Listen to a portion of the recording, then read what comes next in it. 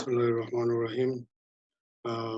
Today, now, uh, first of all, welcome to Math School. Today, I'm going to give you a lecture on matrix again, that is part 2. Okay, so part 1 is already, I think you have seen that. So, part 1, in part 1, we have discussed up to multiplication of two matrices. And now I'm going to discuss rest of the thing that is in the syllabus of O level. Okay, I mean O level, Cambridge O level. So for that, I'm going to share some slides here. So now let's uh,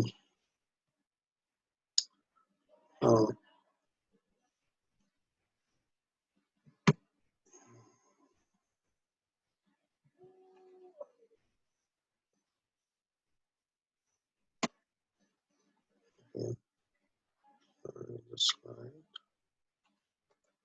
Okay, in first lecture we discussed up to uh, multiplication, that is uh, multiplication between two matrices, as you know. And up to this, actually, we have discussed.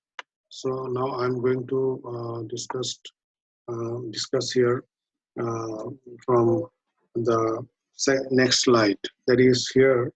We are going to discuss first the types of some matrices that we need to know in O level, basically. Okay, so what is a row matrix? It is one kind of matrix. A row matrix is the matrix which has only one row. That means it's a matrix having one row only. And if you see the elements here, x1, x2, x3, xn, and so it's there are many elements, n elements. So order is one row and n columns. So that is, it is 1 by n order. N can be any number, any positive integer. Okay, column matrix. It is a matrix having one column only, say x1, x2, and so on up to xn. So its order is n by n. That means there are n rows and one column. So its order is n by 1. So when that means when a matrix has just one row, and it may have any number of columns. So that matrix is called a row matrix. And column matrix, when a matrix has just one column, but it may have any number of rows. That is called a column matrix. Okay. Now rectangular matrix. Okay. What is a rectangular matrix? Okay. A rectangular matrix is a matrix having unequal number of rows and columns. Say here we have given an example x11, x12, x13, x1, and so it is one row and n number of elements, n columns, and x21, x22, x23, x2n. So this is another row, that is second row, but n number of columns, and here xm1, xm2, xm3, and xmn. So it is mth row and n number of columns. So this matrix has an order m by n. And remember, if m and n are not equal, m and m, if these two value is not same, if that means the number of row and number of column is not same, then this would be a rectangular matrix. Say 2 by 3, 4 by 5, any number which are not same, then they are called rectangular matrix. Square matrix, basically it has equal number of rows and equal number of columns. So a square matrix is the matrix having equal number of rows and columns. Say if this matrix, the other one, x11, x12, x13, x1n, x21, x22, x23, x2n, and so on, xn1, xn2, xn3, xn. That means this matrix has n number of rows and n number of columns. So its order is n by n. That means it is a square matrix. A square matrix is what? I mean, square matrix is a matrix which has equal number of rows and equal number, same rows and columns. Okay. So unit matrix. Now, what is a unit matrix? Unit matrix or identity matrix?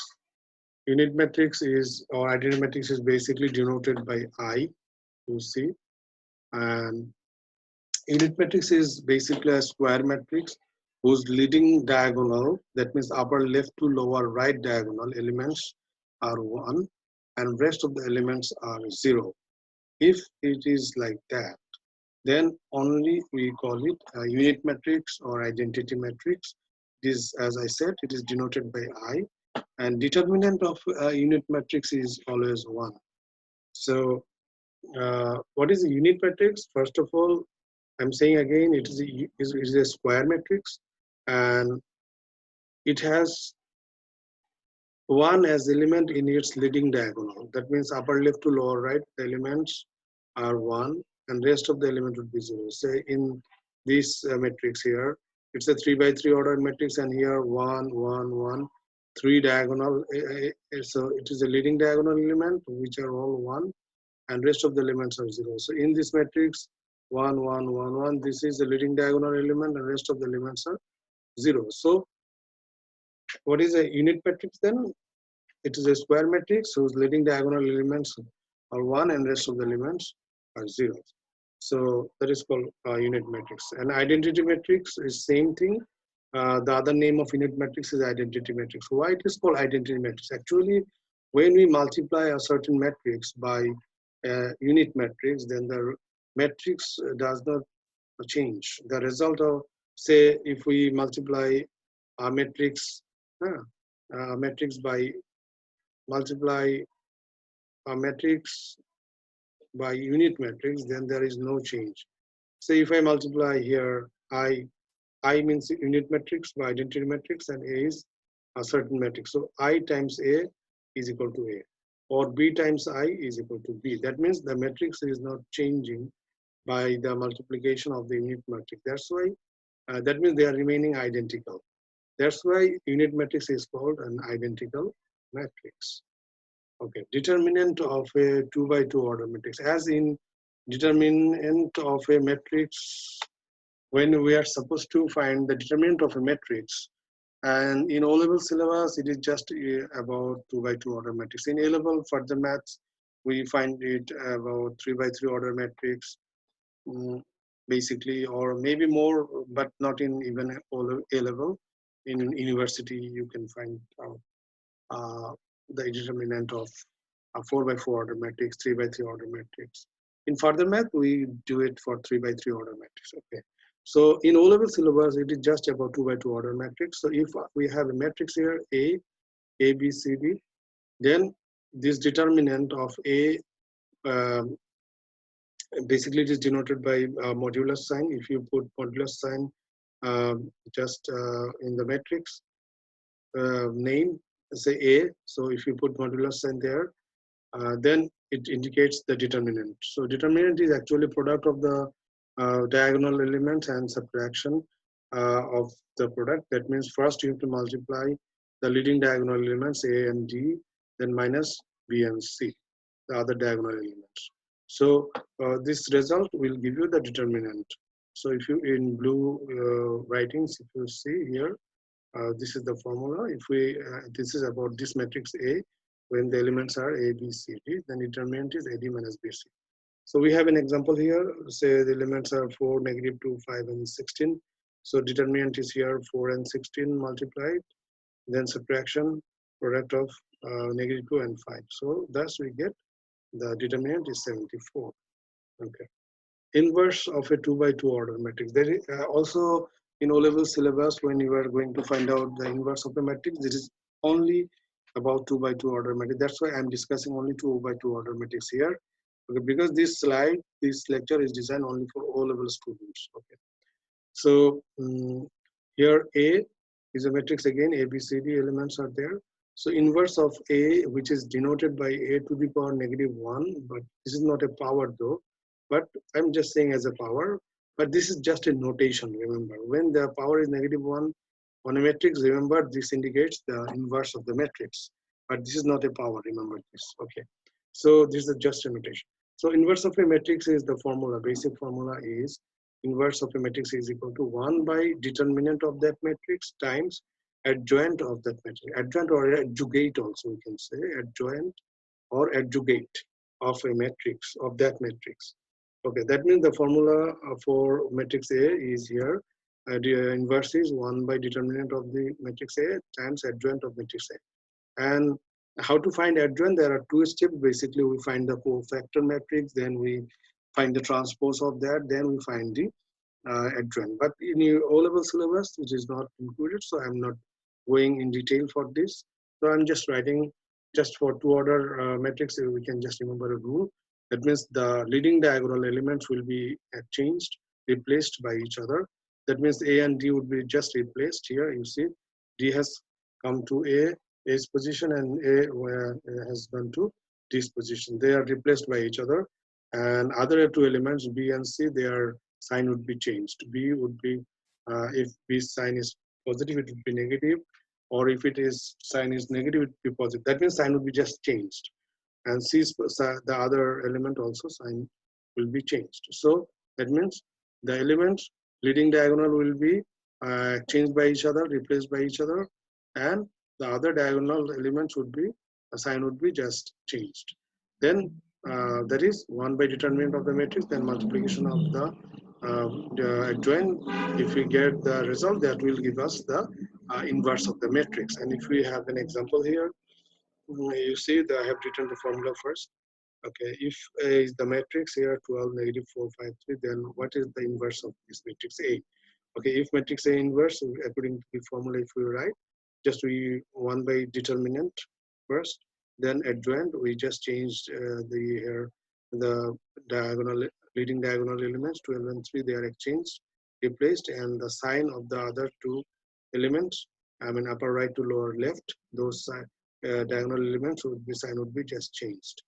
Okay, I mean thus we get the inverse. And this 1 by determinant value, if you want to multiply here inside, you can do it, and after multiplication you can get the result. Or if you can want to keep it like this, also you can keep this form as a result also. But sometimes we need to multiply it, we can do it. So this is how we can find the inverse of a matrix. Now, one other thing is very important. Remember, if we have a matrix A and we have its inverse, then if we multiply the matrix with its own inverse, then the result is always the unit matrix or identity matrix. And if you change the order also, that means A into A inverse or A inverse into A, always it will give you the result I mean identity matrix. That means if you multiply a certain matrix with its inverse, it will always give you the identity matrix. This is very important. Remember this. And if you remember, A is a 2 by 2 order matrix, its inverse would be also 2 by 2 order.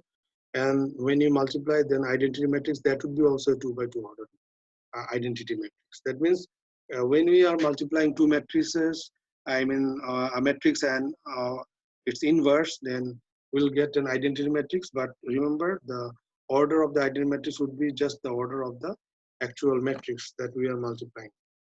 Okay, find the inverse of A. There is another example. So we just, in the same way it has been done. So it's simple. Another thing is here, matrix A, its inverse is this, as you see. But here we have checked it just. In A inverse and A, if we multiply them, you see the result is 1001. So this is just a checking, and just to see, just as a fun, that actually when you multiply the inverse and the matrix, the result is always an identity matrix. If you want to change the order, that is, if you write A first, then A inverse, the result will be also same. That's why always we write, I mean this thing, and this is this inverse rule. A into A inverse or A inverse into A is always I. Okay, so another thing, if you multiply A into B, two matrices, these are all matrices A, B, C. If you multiply A into B equals to C, if you want to get B equals to 1, then students are confused. It would be A inverse C or C into A inverse. Okay, they don't understand where A inverse would be, before C or after C. So this is to remove this confusion. I'm just saying what we are doing here in an equation. Always we do, as you know, what we do in the left hand side, we do the same thing to the right hand side. So if I want to remove this A, I have to multiply A inverse with that. So A inverse is written at the beginning. That's why A inverse should be written also at the beginning here. And this A inverse into A, as you know, it becomes I. So I into B gives you just B. So I can write a straight B. So B equals to A inverse C. That means here A is at the first, and we have to multiply A inverse before that. That's why A inverse also should be multiplied to the right hand side before the matrix of right hand side. Okay, so this has to be always done according to the rule. So for example, here I'm just doing inverse operation with a comparatively bigger form of equation of matrices. Look, A, B, C, D, E is equal to, these are all matrices, A, B, C, D, E, these are 5 matrices, F is also a matrix. Now, A into A inverse or A inverse into A is I, as you know, and I into A is A into I is also A, because I gives you no change. Okay, so look, I want to get C equals to what? I want to remove A, B, D, and E. These are all from this left-hand side. And we are doing it systematically. First, I want to remove A and remove E. And to remove A, I am multiplying A inverse at the beginning. That means so that it can communicate with A, they can multiply. They can be multiplied straight away. And E should be, E inverse should be just with E. That's why it is after, at the end, that is to be multiplied with E. So, and same thing happens here to the right hand side, A inverse at the beginning, E inverse at the ending. And A inverse into A, they are gone because they gives I, and E into inverse, they are also gone. You know, this also give you I. And if you multiply I with anything, there is no change. So that's why we are not writing I here. Now what is remaining? BCD.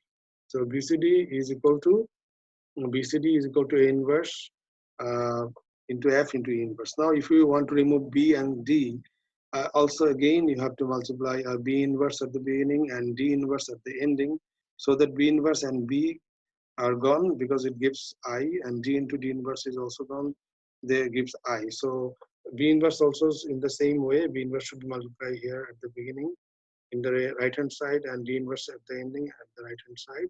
So ultimately left hand side gets rid of everything, all other matrices except C. So C is there in the left hand side, and right hand side we get this form.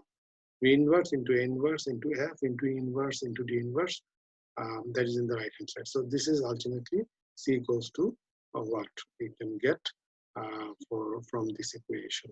So this is just a rule, systematic way you have to just follow. Okay, these are the properties, actually basic properties of matrix, as you know, and matrix always follows its own property. If you don't follow the properties, you will be mistaken, your calculation will be wrong. Okay, thank you very much. I think you have understood, and I will give you a very long worksheet on matrix. I think you will enjoy that, and you can practice.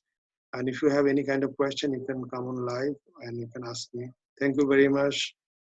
Stay safe, and uh, hopefully I will come again with another different topic next other day. Thank you very much. Thank you.